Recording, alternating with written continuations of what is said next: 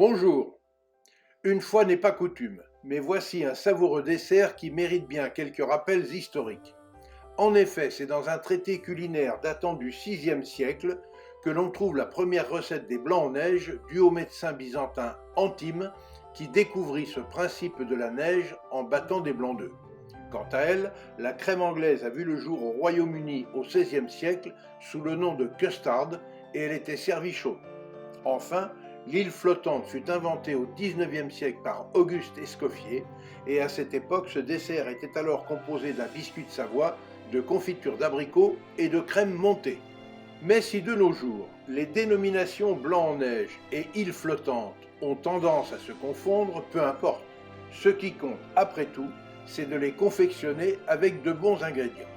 Soit 6 bons œufs de poule élevés en plein air, provenant de chez Alexandre Taillefer du GAEC du Gouir, situé dans le Tarn-et-Garonne. Puis 40 g de truffes sélectionnées rigoureusement par Jean-Luc Clamins de la maison Gaillard Truffes à Caussade, également dans le Tarn-et-Garonne. Et enfin 100 g de sucre de canne en poudre et 50 centilitres de lait entier. En premier lieu, et la veille de ma recette, j'ai réuni des truffes et les œufs pour que ces derniers s'imprègnent des indicibles arômes de la tuber Melanosporum. Le jour de la recette, j'ai clarifié les œufs en séparant les blancs des jaunes, puis j'ai mis les jaunes d'œufs ainsi que 80 g de sucre dans le bol de mon robot de cuisine afin d'obtenir une pâte fine, avant d'ajouter ensuite lentement le lait préalablement chauffé dans une casserole et de cuire le tout à 80 degrés pendant 13 minutes. Ensuite, j'ai transvasé cette crème dans un saladier, j'ai attendu qu'elle soit tiède avant d'y ajouter 20 g de truffes taillées en brunoise et j'ai réservé au frais.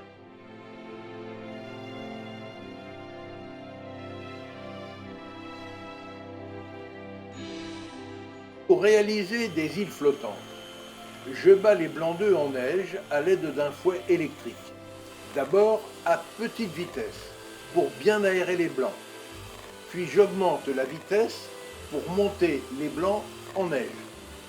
Lorsqu'ils commencent à se raffermir, j'incorpore alors 20 g de sucre en poudre, mais petit à petit.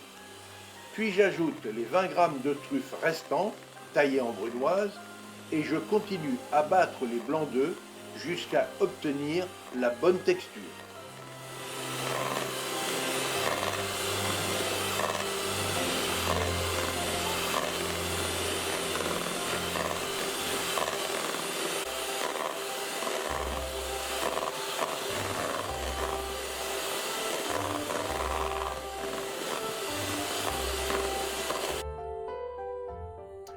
Et voilà, mes œufs à la neige sont terminés, et preuve de leur réussite, c'est ce bec crémeux qui se forme à l'extrémité des fouets du batteur.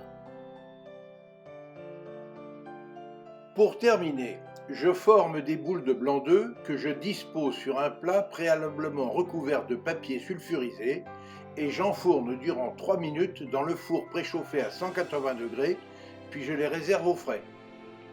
Au moment voulu, il suffit de verser la crème anglaise truffée dans une coupe, de la surmonter d'une île flottante chapeautée d'un morceau de truffe enluminé d'un voile doré et de servir aussitôt les convives.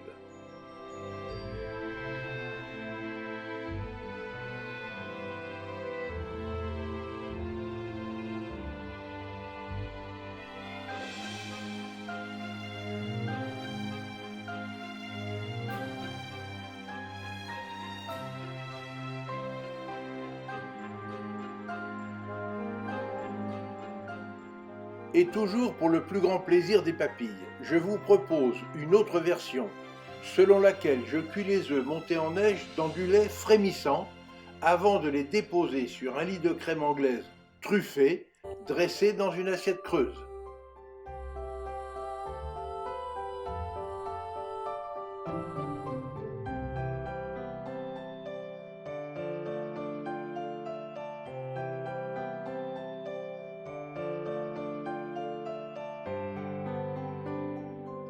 Pour accompagner cette recette plutôt gastronomique, un vin d'exception s'impose.